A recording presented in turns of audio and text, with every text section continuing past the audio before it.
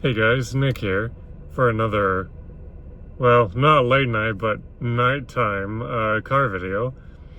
And I want to cover a topic tonight that I've been thinking about kind of all day today. Um, I don't know about you guys, but my mind certainly often goes towards the future. Um, and I've talked about this before. I think that that's a pretty natural place to be at in your late 20s when you start to first really think about, a more long-term time horizon on your life and realizing that you will have to start planning for that part of your life, which is the whole rest of your life. And it's certainly something that I've been thinking about a lot, sometimes too much, but that's okay. I'd rather that than complete ignorant 100% of the time thrill chasing. At any rate, I've given this topic kind of a jaunty pop pseudopsychology term that you might hear in like a Malcolm Gladwell or a Steven Pinker book. And don't get me wrong, I've read several books by each of those authors, but well, the term I've come up with is a bike skill. And that definitely sounds like a term that you would hear in one of their books, which, again, they're good enough authors, fine enough authors, certainly probably a lot more intelligent individuals than myself. But I still have a level of pomposity to say that a lot of, those guys read a lot of good books with, I feel like, very good core messages and fucking 400 pages of unnecessary intellectual posturing. Although that's 400 pages per book more accredited and degree-backed intellectual posturing than I've ever written and published and made many thousands of dollars on, so I can, my merit speaks for itself against theirs. Nonetheless, the concept and the jaunty little name I've given it is, bike skills. And it definitely harkens to that kind of a pop psychologist bent, if you will, which is why I like it. I was thinking today about what is important for the future, and for my future, and the concept occurred to me that it's important to all people. It's a sort of concept that I think a person could easily focus on and have a good sense of direction for, not just monetarily or just career-wise or just relationship-wise, but life-wise. So what is a bike skill? Well, just like riding a bike, we're all familiar with the term, and it's a pretty liberally applied term. I mean, people use that comparison all the time. Oh, it's just like riding a bike, chopping an onion. And I sort of started to dig into that phrase mentally and kind of thought it was a really great phrase to apply to exactly the types of skills that people ought to be learning. Certainly, I realized that upon reflection of my life, just in the most recent years, and further back as well, the types of skills that have been most worthwhile in my life and built the most character and fundamentally changed myself and my opportunities in life going forward the most have been bike skills that are, just like riding a bike. And that's one part of, I feel like developing yourself for the future. And another thing is continuing to proactively work on bike skills. But here's the thing about a bike skill and about life that I was sort of reflecting on, is that, something like riding a bike. So my most recent example of a bike skill is probably learning Spanish. And here's the thing about it. I have a lot of hobbies and projects and side gig stuff that side gig work stuff that I do. I do a lot of shit, and I've tried to really rein it in and focus in on really digging deep on things like going to school, certain hobbies. Spanish is one of them, but Spanish is any type of a second language is a really good type of bike skill. And I'm not just talking about taking a year of second language in high school, although that circumstance certainly could establish a bike skill for somebody. I view a bike skill as not just, well, this is a bike skill and this is not a bike skill. I think certain things are more conducive to being a bike skill. I look at it as how deeply you've internalized a certain amount of muscle memory, a certain amount of core integrity of that skill. And you build that by proactively learning the skill, intentionally learning the skill, and having an everyday use and need for the skill, which is what a lot of people, that's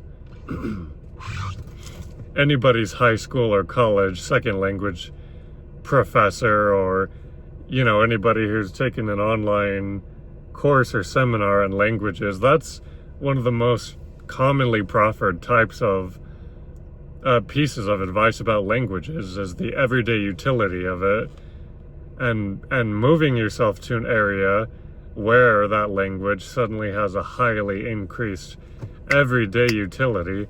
That's what sort of drives that skill into you. And that's the kind of learning that I'm talking about when I talk about a bike skill, less so than what the specific skill is. Again, certain things like oral and written communication and team leading, if you go to work, those are always going to be necessary skills. So those, you could say, are more so bike skills, but nonetheless, I point that out, and I think that's a core part of this concept of a bike skill, is because, for instance, I retain a pretty core amount of my Spanish, and I even, go out of my way when I'm using Spanish and speaking Spanish in my everyday to try and learn a little bit more about it, even though I'm at a period in my life, and I want to change this, but I'm at a period in my life where I'm not actively learning Spanish every day on Duolingo, Googling it, being a Google Translate scholar and digging through the resources available to me and that I use to independently study Spanish. And that's something I want to change. I don't never study Spanish, but my everyday utility at my job that I get out of Spanish, and my taking myself, there's a certain amount of proactivity that I use. I take myself a little out of my comfort level, and when I can sense that somebody is sort of open to that interchange, where I ask them to help me with a certain Spanish term or a pronunciation or a common phrasing, I'll do that. But nonetheless, Spanish is a bike skill for me, and bike skills, especially a second language bike skill, it really starts to become an identity sort of a thing. So that's why I've sort of taken the trouble of talking about and labeling and sort of separating and putting on a pedestal the importance of these types of skills. I'm not saying it's the type of skill that you learn once and you never have to be proactive again about that skill. Again, I certainly intend to be more proactive about my Spanish learning, because for me personally, I'd like to be a native level, I'd like to achieve a native level of fluency in my Spanish-English bilingual skills that I don't currently have. And it would be a shame to backslide and regress in my Spanish skills, but nonetheless, I use it enough and I've used it for long enough to have it be a bike skill. It's a core skill that's really caused an identity shift, and These are the types of skills I think everybody should be looking out for. So to wrap it around into what has sort of become a theme of these videos, if I were to give a piece of advice to anybody, but of any age, any gender, but certainly people that are around my similar age group, excuse me, I would say develop a bike skill. And the great thing about that is that, about how I've already defined a bike skill, is I'm not going to tell you, I'll give you some good examples of bike skills, but I'm not going to tell you, you have to learn woodworking, you have to learn construction, It's all about how does it scale to your life, what is its everyday utility, how does it tie into an identity change, and how can it tie in to being a more important piece of the overall tapestry of your life later on. You may not see how it'll play that role now, but nonetheless, how available is this skill to you? How well can you internalize it? All of those things are an important factor. So it's sort of up to you to do the self-reflection and sort of peruse your everyday life, perhaps where you are in life and where you want to go in life, to identify what bike skills will always be useful, will always have a certain amount of utility in my life, or at least do at this very moment. But what's something that I can learn and always be able to pick up to some extent in some capacity later on. You always want to take valuable skills, I think, and do ongoing learning, ongoing practice with them. But there are certain things, if you're not involved in them every day, you're going to pretty much forget how to do. There are other things, which, again, bike skills, which I think are just like riding a bike. And just like riding a bike, I haven't done it in several years. So I know how to ride a bike, and I can do a bike. It's going to really fucking destroy my quads and calves, and I'm going to be breathing hard. My heart rate is going to be fucking pounding, and I may regret, pushing myself too hard the first couple times I get back on the bike. I'm not going to be as capable as the guy who gets up and makes sure to do it 3 to 4 times a week consistently. But nonetheless, the advantage that I have, being someone who knows how to ride a bike, as opposed to somebody who doesn't know how to ride a bike, is that if you put me on a bike, I'll know how to ride the bike. And that's the sort of philosophy and mentality that I think we should look at when we look at what sort of a skill do I want to acquire. It's not about not about learning the skill once and never practicing it again, but picking up as many skills as you can, that once you learn it, you'll always be able to resume that learning process later, hopefully sooner rather than later, of course. Whether it be a second language, what I consider to be one of the pinnacle types of bike skills you could learn, or financial skills. Financial education has been a really important and unexpected, before my learning a lot of financial 101 kind of stuff, a very unexpected thing to be so impactful in my life. But I think that might be another really good qualification of a bike skill, is saying that once you start to learn the skill, and this should be a self-identified thing as well, you almost just naturally and seamlessly and without outside influence and encouragement, you just start to crave more learning. That was definitely me with Spanish, and even to a greater degree learning about finances in the last several years. learning about investment, learning about personal finance, certain nuances of all of those sort of financial things. It seemed daunting at first, but I naturally fell into having some inquiries about it, around job-centered topics like 401ks and things like that. And before I knew it, I had really just gone off on a tear. A crucial part of that was removing the daunting nature of, well, I've started to learn a little bit about finances, and now all of a sudden I've learned enough.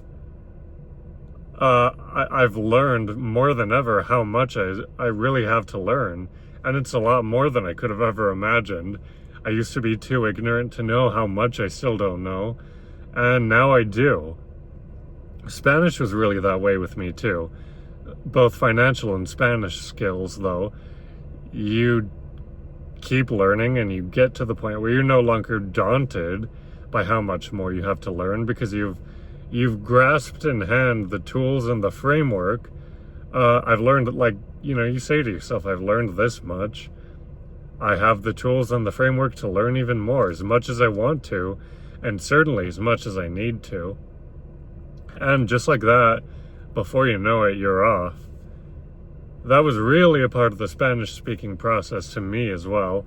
Getting the very baseline sort of conversational Spanish skills down. Just basic phrases to be able to have a baseline level of communication with people.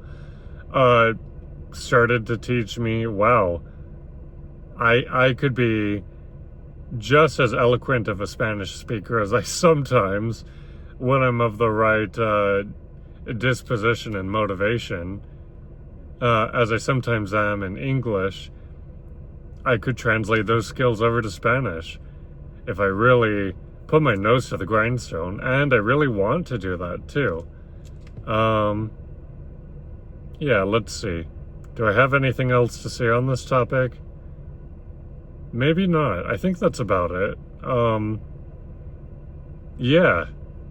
This one doesn't probably need to be a 25 or 30 minute video, and it very shockingly for me probably won't be either.